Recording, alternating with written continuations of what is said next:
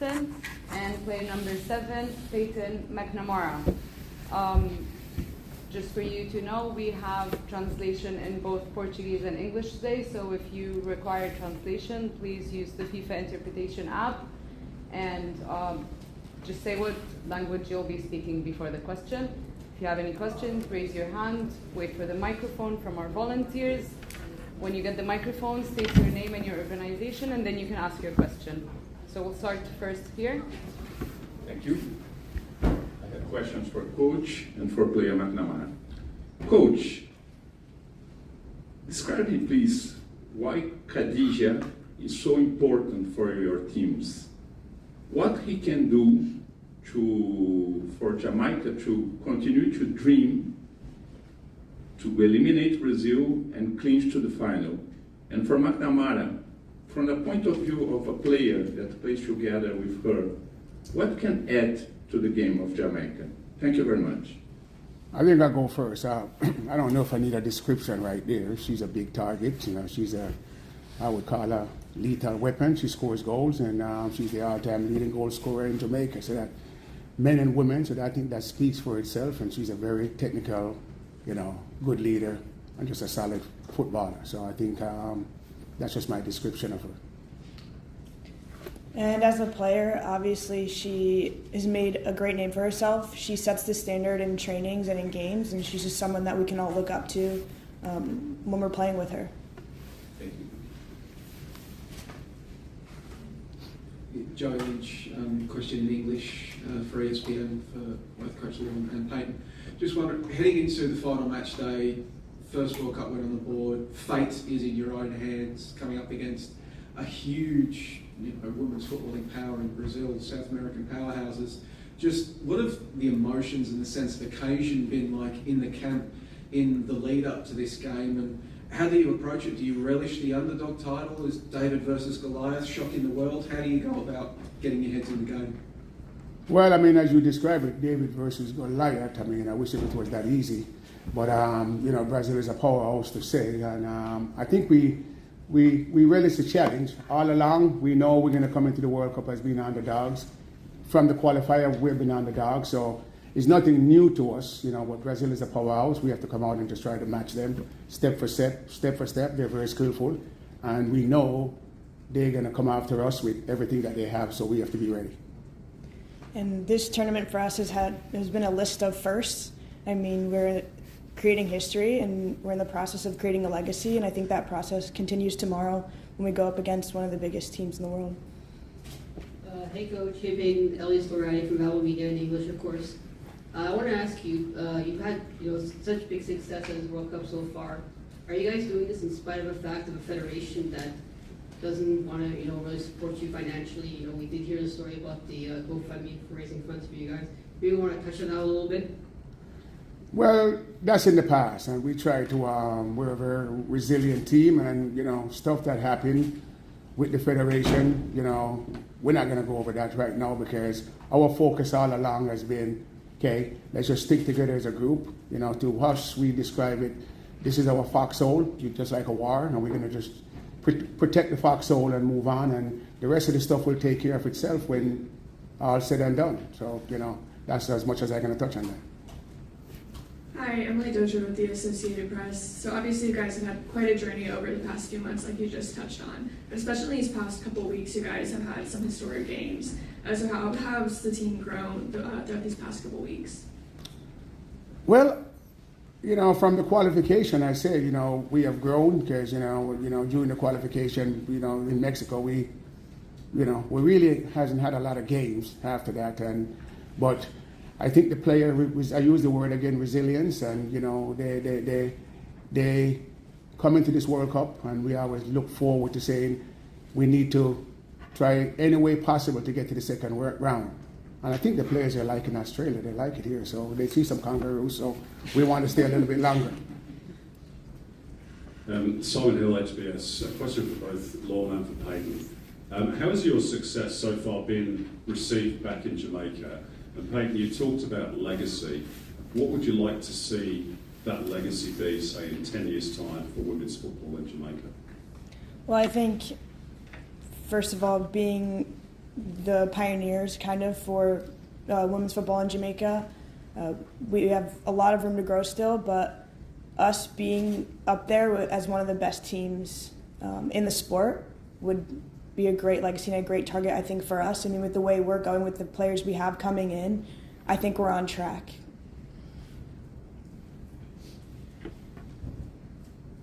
Tudo bem? Bom dia, Denise da TV Globo de São Paulo. Sorry, my question in português. Para os dois. Treinador, eu queria que você falasse que vocês já estão fazendo história nesse momento. Porque, comparado à primeira Copa do Mundo, que vocês não conseguiram vencer nenhum jogo, agora não tomar nenhum gol, isso já é histórico para vocês. Sobre isso, para o país de vocês, para a Jamaica.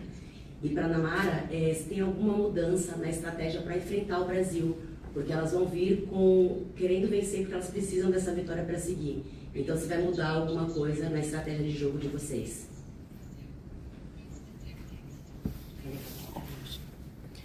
Well, you know, you refer to the first World Cup, and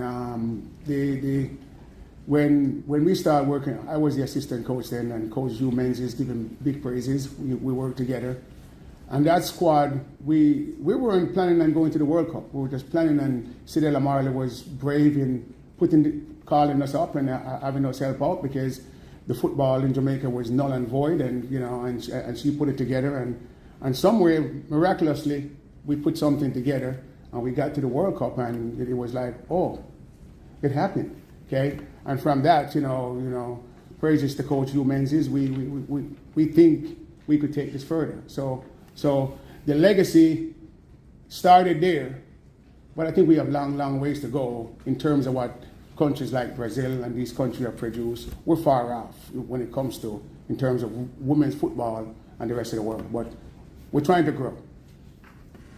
As far as tactics go, I would love to tell you how we're going to get a result tomorrow, but I think I'm going to keep that to ourselves. We just got to play our game, play how we play, and make it hard for Brazil to beat us. Hi, Steph John from Athletics. Sorry for asking you to repeat yourself. I won't ask you to blow up your spot with tactics, but against France, we saw Brazil with the high pressure that France offered. Their coach talked about how that was deliberate to stop them from one of their most powerful assets, which is their build-up play, and making them not quite so compact in the defense. I'm just wondering, watching that game, if you saw things as well where you're like, this is something that we can target, or if with your players and your personnel, you're just going to have to bring your own style to this game. Well, in terms of France, I mean, what France did to Brazil, I'm sure Brazil will make the adjustments. So it's a cat and mouse game, as we always call it, and there's going to be adjustment. Obviously, we will try to, mimic some stuff, but we're not France. They're totally different from us, and France tactics works, and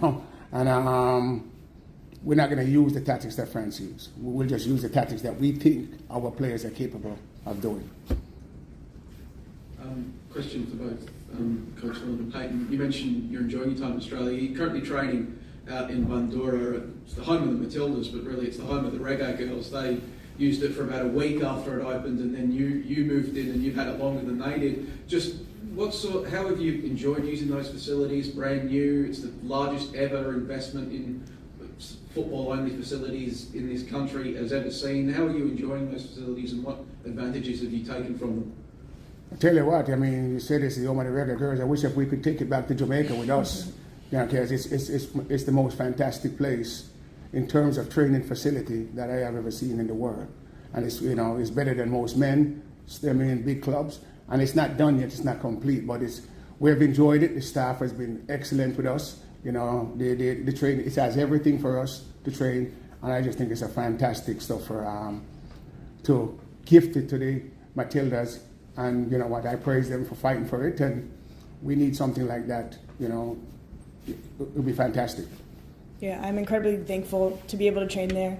From the recovery tools like the cold tubs, hot tubs, the weight room, the treadmills, the bikes, there's just endless amount of things available for players that are important for us when it comes to training and recovery. Photographers, can we please leave the room? Thank you. Hi, Wade Brown, RFM in Jamaica, English. Coach first, and then Coach, the team played well without Bonnie Shaw. Different formation, different tactics. will this factor into how it's set up for Brazil? And Peyton, we stand on the verge of history at Jamaica. Any fear of nerves getting into the team for the game? There is nerve, but I just think this is when you go enjoy it. I mean, what the hell we have to lose? More than just go out and just enjoy yourself and play. And with a player like Bunny Shaw, she's going to pose problem for anybody. Okay, I mean, it's just one of those things that we're happy to have her back because we think she's a fantastic player. And obviously, we can use her in certain areas that we didn't do against Panama and try to be effective. As I say, try to be effective. So it's got to be everybody. Everybody has to do their job. Bunny Shaw is just one player, but she's a very, very good player. Yeah, I think when it comes to nerves, I mean, we've all played this sport for so long that you just make it as simple as you can. You've played football before, just go out there and play football. Coach Tarek Hands from the New York Times. But for both of you, it's a broader question about the World Cup. Jamaica, the women have now been in 2 consecutive World Cups. Philippines were here, first time a Philippines team has been in any World Cup. Vietnam too. Just in terms of the platform this gives for people back home or people of whatever background, be it Vietnamese or Jamaican or Filipino, to be on the biggest stage. What does that mean for the communities overseas or at home? Could you give a sense of the occasion? Yeah, I think, and you're talking about smaller football, women's football country. I think the growth has been tremendous, and you can see Morocco and some of these teams. You can see what Colombia, but the smaller countries now will realize that there's a platform out there, and I think young girls and young women all over the world with a smaller country, and they're looking in Africa what Nigeria has done, and everybody's looking at the smaller country. And I think all these governments and everybody, it's time to step up, cut the bull crap, step up and support women's football, and let's move along. And I can speak from personal experience. Obviously, I wasn't at the last World Cup, and it was Jamaica's first time making it. And I think seeing them play on that level and that platform inspired me to be like, hey, I can get there one day. I mean, it wasn't that long ago, and now look where I am. Hey, Peyton. Nice for Bell Media. How excited are you tomorrow to play against the likes of possibly Marta and Jabinha? I mean, it's players that I've looked up to, I've watched, I've seen them play an endless amount of games. I mean, it's an honor to share the field with them, and it's always exciting when I get to go out and play soccer. So. And I just add to that is when it comes to football, every Jamaican see themselves as a Brazilian, but that's on the men's side. And I know everybody in Jamaica owns a Brazilian shirt, but it's also the same color as us. So I'm just wondering what color we're going to wear with our fans tomorrow. So hopefully they have a Jamaican shirt they can switch out. Hi, Coach. This is Cassie Hedesheimer with the Associated Press, and I'll be asking in English. I was wondering if you could comment on the dynamic that, having the Swaby sisters on the team, obviously Allison scoring in the last game, but like what sort of dynamic that adds to the team and what they bring. Okay, we always call them Baby Swaby and Mama Swaby. So the double Swaby, it's been great, for the last 4 years, just having them and just watching them grow as sisters. And I think it's even better that they're playing side to side with each other. And I think their mom and dad, and they don't know how precious that is, because that doesn't happen very often. You play on the same team, but you don't play side to side. Okay, they're interchangeable. So I think it's a fantastic thing for us, and I love to see it. And I think the future is bright for them.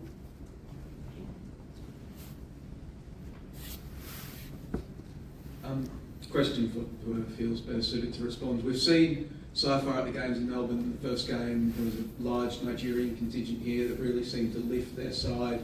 There was German and Moroccan fans here. I'm just wondering, as you've been training in Melbourne, have you been able to link up with the Jamaican diaspora that's out here in Australia, and are you expecting them to get along? And in this ground, 100 people can sound like 1,000, and 1,000 can sound like 10,000 if they get the right sort of metrics going. Are you expecting Jamaican support tomorrow?